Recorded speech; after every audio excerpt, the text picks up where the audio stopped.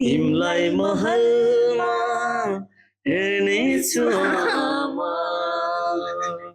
आमा तिमी भगवान हौ मेरो लागि त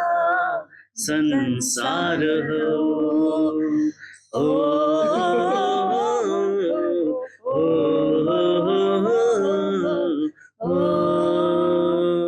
हेलो हाय हाय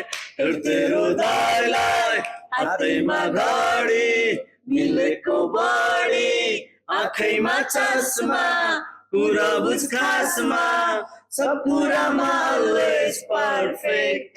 तर पढाइमा गोबर गाडेछ अहिले हलहलमा गोबर गाडेछ आमाको एकदेखि गोबर गाडेछ ओके ल गोबर गणेश आज 5औं दिनमा प्रदर्शन भइरहेको छ एकदम हाउसफुल छ हैन आज जताततै हाउसफुल रातै छ ओके बल्छी दाइबाट जाम हैन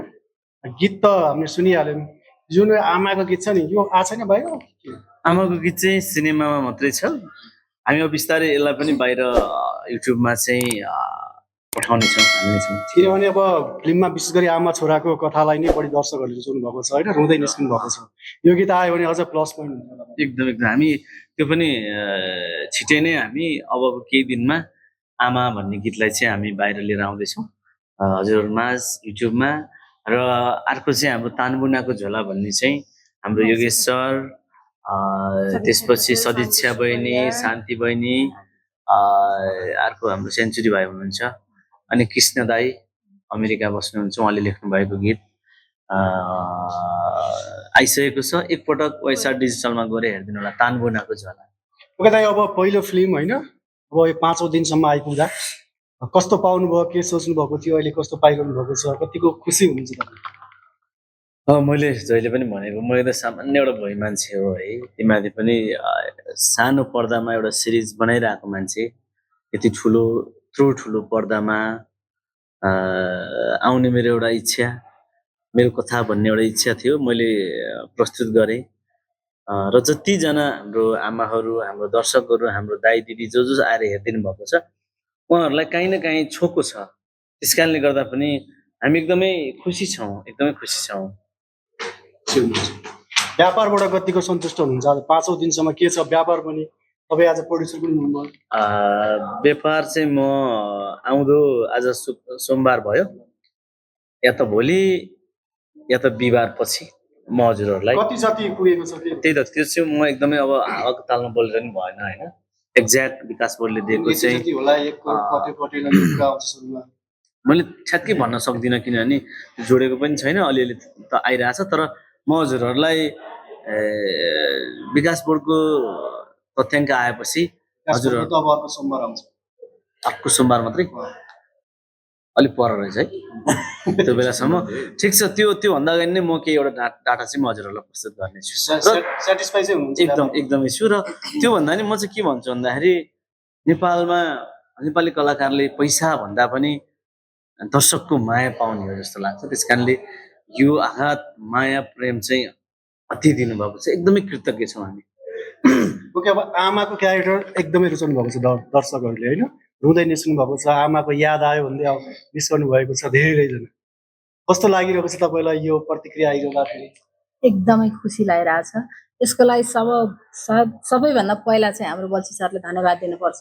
हरेक मुभी मैले हेर्दाखेरि जस्तो आमाको साइडबाट लेखेका मुभीहरू अलिक कम पाउँछन् लेडिजको साइडबाट लेखेका तर यहाँ चाहिँ यस्तो छ कि त्यो उहाँले हाम्रो आमाहरूको मनभित्रबाट उठेका कुराहरू त्यो गर्ने व्यवहारहरू त्यो ठ्याक्क टिपेर प्रस्तुत गर्नुभएको छ स्क्रिप्टमा लेख्नु भएको छ त्यसैलाई मैले एउटा सास भर्ने काम गरेको हो होइन अब सबैले त्यही भएर होला कनेक्ट भएको छ सबै रुनु भएको छ मलाई अब खुसी रोको देख्दा अलि दुःख पनि लाग्छ अनि आफूले गरेको काम सक्सेस भएको देख्दा खुसी पनि लाग्छ मैले उहाँहरूलाई एउटा बिलिभ गराउन सकेछु त्यो पात्रको जुन पात्र मलाई दिएको थियो त्यो पात्रको अभिनय गर्दाखेरि उहाँहरूको मनमा बस्न सकेछु भन्ने चाहिँ लाग्छ ओके बल्छीदालाई जस्तो अब यो रोकै कुरा आइरहँदाखेरि कता कता मैले सञ्जालमा कमेन्टहरू पनि देख्छु होइन हिजो अस्ति पनि त क्लिपहरू रोका भाइरल पनि भइरहेका छन् यो मान्छे ल्याएर रुन लगाए भन्ने कुराहरू पनि आउँछ क्या दाइ यसलाई चाहिँ के गर्नु मैले हिजो एकजना भाइ रुनु भएको थियो बेसी एक मिनट त फोन झरेन होइन मैले चाहिँ के लाग्छ भन्दाखेरि अब सामाजिक सञ्जालमा आएको कमेन्टहरू त्यसको पछि चाहिँ म किन लाग्दैन पछिल्लो समय यो रोएका धेरै हरेक फिल्ममा रुँदै दर्शकहरू मिस गर्ने होइन अब यस्तो छ हजुरहरूले हामीले आजसम्म लगभग 10-12वटा हल त भिजिट गरिसक्यौँ र 10-12वटै हलमा चाहिँ हामी जाँदाखेरि जस्तो 100जना हुनुहुन्छ अनि 90जना मान्छे 200 हुनुहुन्छ अनि 190 मान्छे मलाई आएर हामीलाई आएर हाम्रो टिमलाई आएर अङ्गल हालेर रुनु भएको छ अब हामीले घरमै गएर रुनुहोस् भनेको पनि होइन उहाँहरूलाई हो जस्तो कथाले छोयो रुनुभयो र अरूले के भन्योतिर चाहिँ म लाग्दिनँ र मलाई हिजोको दिनमा गीत आउँदाखेरि ट्रेलर आउँदाखेरि र आज पनि कमेन्टमा हेर्दै गर्नु भने यो बल्छीलाई नै हामीले हिरो भनिदिनु पर्ने भन्ने कमेन्टहरू पनि छ र हामीले कहिले पनि हामीले आफूलाई कहिले हिरो स्टार भनेकै छैनौँ हामी एउटा कलाकार चाहिँ हो है एउटा डिरेक्टरले एउटा कथाले दिएको चिज चाहिँ हामी जस्ताको हाम्रो जस्तै लागि चाहिँ कथा नै हिरो हो कथा नै त्यस कारणले गर्दाखेरि त्यसमा चाहिँ हिरो बढी चाहिँदैन होला जसले त्यो पात्र जसले निभाउँछ निभाउँछ त्यही नै अब हिरो भन्ने हामी चाहिँ कथा हिरो मान्छौँ व्यक्ति चाहिँ मातिर हामी गएन अहिले पनि त्यही नै त्यही कारणले गर्दाखेरि मान्छेले यसो भने उसो भने सायदै मलाई सबै कुरा यसरी मैले सुनेको थिएँ भने म आज यसरी ठुलो स्क्रिनमा यसरी आफूलाई हेर्न पनि पाउँथिनँ देख्न सक्दिनँ होला किनभने मेरो त लाइफमा धेरै स्ट्रगल छ नि त मान्छेले कसले के भन्यो होला कतिले मलाई हेप्यो होलान् कतिले गाली गरे होलान् कतिले उडायो होलान् कसैले हेको पात्र बनायो होलान् मैले यो चिजहरूलाई कहिल्यै पनि मैले त्यो चिजलाई मेन रूपमा लिन कि मैले कर्म चाहिँ छोड्नुहुन्न है मैले इमान्दारिता चाहिँ छोड्नुहुन्न है मेरो काम चाहिँ गर्नुपर्छ है म आजसम्म कहिल्यै पनि त्यो चिजहरूलाई इग्नोर गर्दै अगाडि बढेको त्यस कारणले गर्दा अहिले जे भन्नुहुन्छ एकपल्ट आएर सिनेमा हेरिदिनुहोस् जसले भन्नुभएको छ सायद मलाई उहाँलाई पनि आमालाई छोरालाई माया गर्नुहुन्छ नि उहाँलाई पनि छुन्छ त्यसपछि ए होइन रहेछ भन्ने थाहा हुन्छ तपाईँको आमाले पनि अस्ति चलचित्र हेरिसकेपछि होइन एकदमै राम्रो लाग्यो त अब छोराको भनिहाल्नु भयो तर छोराले पिटाइ खाँदाखेरि मलाई कस्तो मन दुख्यो त्यो मन परेन त्यो कुरा किन आफ्नो छोराले पिटाइ खाँदा त मन पर्ने कुरा नि भएन त्यो भनिरहनु भएको थियो के भन्नुभयो घरमा गइसकेपछि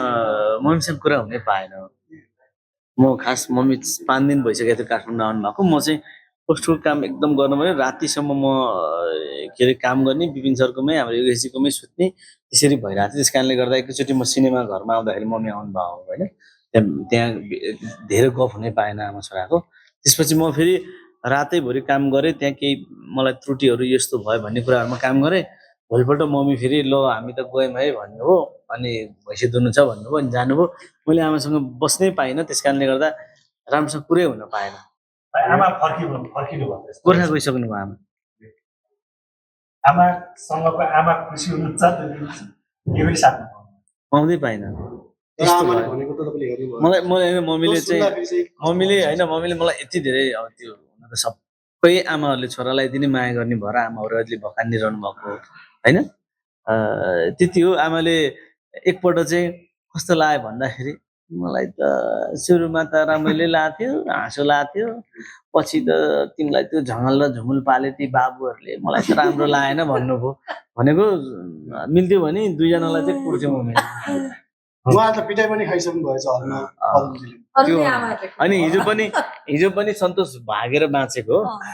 सिभिल बलमा हामी पछाडि बसेर हेरिरहेको थियौँ ऊ अगाडि गइसकेको थियो नि ठ्याक्क त्यहाँनिर चाहिँ सन्तोष र पदम आएपछि यो फेरि किन आएको यसलाई भने फुत ऊ भाग्यो हामी त्यहाँ सिनमा देखेर करायो अनि त्यसपछि ऊ भाग्यो कि अवस्था त्यसो छ उसलाई चाहिँ जोगाएर हिँड्नु सन्तोषलाई कस्तो छ के फिल गरिरहनु भएको छ हल भिजिट पनि गर्नु परेको छ भाग्नु पनि परेको होइन अब त्यही त हल भिजिटमा अब रमाइलो पनि हुन्छ होइन अब आफ्नो कामको प्रशंसादेखि लिएर रेस्पोन्स अनि फिल्मको रेस्पोन्सहरू सुन्न त पाइने छँदैछ हामी त अब यसको लागि हिँड्यो नि त होइन अब यो माया पाउन साटासाट गर्न तर हलमा गइराख्दाखेरि चाहिँ अब कतिपय आमाहरूलाई चाहिँ साँच्चीकै आफ्नै छोरालाई चाहिँ त्यस्तो गरे जस्तो लाग्दो रहेछ क्या दुर्व्यवहार गरे जस्तो हुन्छ नि एउटा सँगै बस्ने साथीलाई त्यो लागेर चाहिँ उहाँहरूलाई अलिकति चित्त दुखेर चाहिँ गुनासो पोख्नुहुन्छ बाबु यस्तो गर्नु हुँदैन नि आफूसँगै हिँडेको छोरा के अरे साथीहरूलाई त आफ्नो घाँस काटेर खुवाउनुपर्छ भाँडा मान्दा लाउने लुगा धुन लाउने यस्तो गर्ने हो भनेर गाली पनि गर्नुभएको छ मलाई एउटा आमाले होइन अनि खुसी पनि लाग्छ अब ठिक छ अस्ति उसले त एकपटाङ भेट्यो अब म चाहिँ पछाडि लुकेँ म लुकिरहेको थिएँ पछाडि मेन यहाँ चाहिँ यहाँ छ देखाइदियो अब आमा नमस्ते नमस्ते भनेर मात्रै मैले डान्स पाएँ बाँच्यो। नत्र अलिक आज यहाँ मिट्रीमा हुँदैन धेरै हिरोहरूलाई अब सेक्युरिटी पनि लिएर हिँडिरहेका हुन्छन्, बडीगार्ड लिएर हिँडिरहेका हुन्छन् होइन, उहाँहरू दुईजनाको लागि पनि बडीगार्ड राख्नुपर्ने अवस्था आयो। वही छु। गुन्डाहरूलाई अहिलेसम्म अब मलाई लाग्छ यो हल भिजिटको क्रममा काहीँ न काहीँ हाम्रो भाइहरूले चुटाइ चाहिँ खान्छन् हाम्रो दाइले त्यही भएर हाम्रो लागि स्पेसल उयो कस्ट्युम बनाइदिँदैछ, हेलमेट अनि पुरै चेस्ट गार्ड लगाएर चाहिँ आँखामा स्पार्टन टाइपको लुक्स बनाइदिँदैछ दाइले। होइन हाम्रो यतापट्टि अब के अरे हाम्रो साथी पदमजीलाई भन न जस्ट मेन कुरा कि यस्तो फिल्ममा अब के अरे बल्छीजीको दाग साग भेट्टलाई त भने के मेडिकलबाट किनेर ल्याएर पुरा गरेको कुराले एकदम अहिले सामाजिक सञ्जाल तताइरहेको छ त्यो त्यहाँनिर चाहिँ एकदम प्याच हँसाइरहेको छ। त्यो चाहिँ तपाईँको त्यो दाग साग भेट्टलाई तपाईँले दाग मेर्नलाई मेरो दाग चाहिँ अब यो मेरो बर्थ मार्क पनि हो अनि म आम प्राउड मेरो यस्तो अनुहार छ भनेर, किनभने मान्छेले यो अनुहार हो भने म योसम्म यो जर्नीसम्म आइपुग्दिनँ जस्तो लाग्थ्यो, किन मान्छेले अनुहारै मलाई पनि पहिला लाग्थ्यो जस्तै अफरहरू आउँदा पनि हिरो भन्ने बित्तिकै हस्टेल जस्तै ब्यानरमा अब हिरो सबै त्यहाँबाट निस्केको त अनमोल दाई, नाजिर दाई, अब हाम्रो सुशील दाई, सबै समीर दाई सब निस्केको यता के दाईहरू निस्केको छ नि त। अनि ल मलाई अफर आएर चाहिँ यस्तो चौरे अनुहार छ होइन, अनुहारै वरि अब यो त यो प्लास्टिक पड्केको हो कि होइन, अनेक इन्फेक्सन भएको जस्तो अनुहार छ तै पनि अफर आयो ल के त रहेछ भन्ने होइन। मलाई त एक्चुअली मलाई स्कुलमा मलाई झिस्काउने नाम पनि लिङ्गे हो क्या मेरो, लिङ्गे सर भन्थ्यो क्या मलाई तुम तोडो ना भन्ने होइन। अनि मलाई चाहिँ अन्त नाक पनि मेरो मेरो भोइसमा पनि धेरै मलाई पहिला क्रिटिसाइज गर्थ्यो केटाहरूले, जस्तै मेरो चाहिँ हिमेश भन्थ्यो कि मेरो नाके नाके छ नि त स्वरहरू। अनि तर आजको दिनमा आएर मलाई यही पहिचान भयो, त्यो चाहिँ मलाई प्राउड लाग्छ। कहिलेकाहीँ तपाईँलाई लाग्यो यो फेसलाई म यस्तो गर्छु भन्दाखेरि तपाईँले के प्र्याक्टिस केही अप्नाउनु भयो कि भएन चलेगा? मलाई अभियसली भएन, किनकि मैले पाउने मेरो एकदम संसारमा सबभन्दा ब्युटिफुल मोस्ट ब्युटिफुल वुमन मेरो बुढी हो